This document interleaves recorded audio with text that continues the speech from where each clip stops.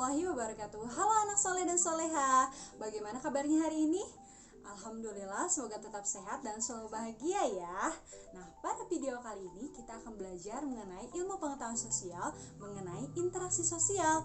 Nah, sebelumnya kalian tahu gak apa interaksi sosial itu? Nah, interaksi sosial merupakan hubungan timbal balik antara dua orang atau lebih.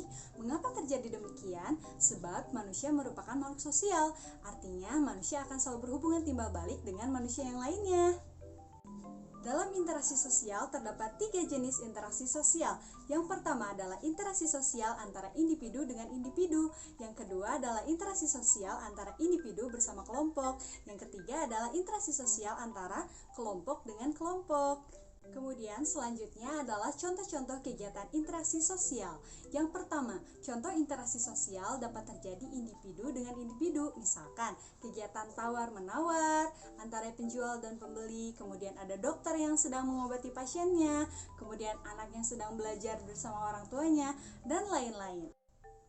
Kemudian antara individu dengan kelompok, contohnya kegiatan belajar mengajar antara guru dengan murid-murid. Kemudian ada ketua RT yang sedang berbicara di depan warganya, ada seorang siswi yang membacakan puisi di depan teman-temannya, dan lain-lain.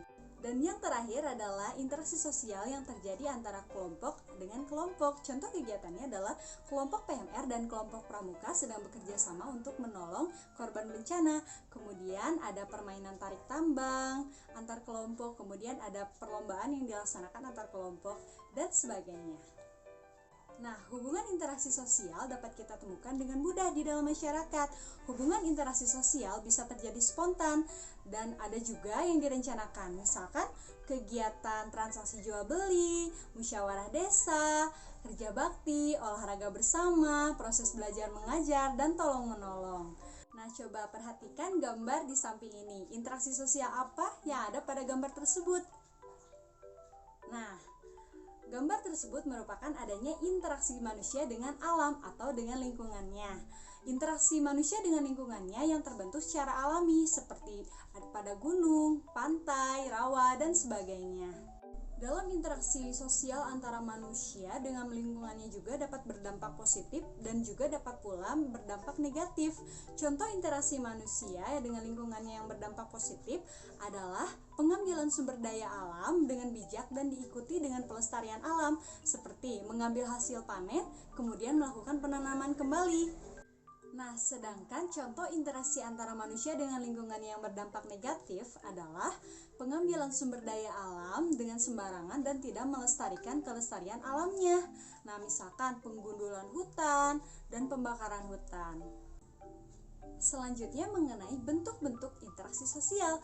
Yang pertama, interaksi sosial asosiatif merupakan bentuk interaksi sosial yang positif yang mengarah pada kesatuan dan kerjasama. Contohnya, siswa melakukan kerja kelompok, masyarakat melakukan gotong royong, dan orang-orang yang memiliki toleransi antar agama.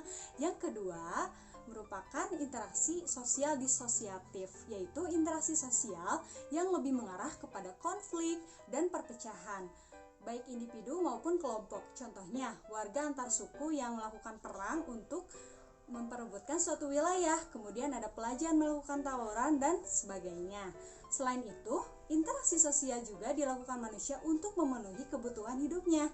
Interaksi sosial dapat terjadi di berbagai bidang, yaitu ada bidang politik, ada bidang ekonomi, dan ada bidang sosial budaya. Dalam bidang ekonomi, interaksi sosial yang dilakukan dalam rangka pemenuhan berbagai kebutuhan manusia, baik kebutuhan pangan, sandang, papan, dan lain-lain. Kemudian ada bidang politik, interaksi sosial yang dilakukan dalam lingkup anggota partai politik dan juga anggota parlemen. Kemudian ada bidang sosial budaya.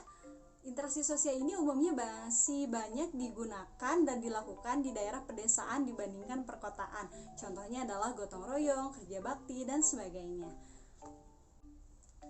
Wah, ternyata sangat beragam dan banyak sekali ya pembahasan mengenai interaksi sosial yang terjadi di lingkungan kita.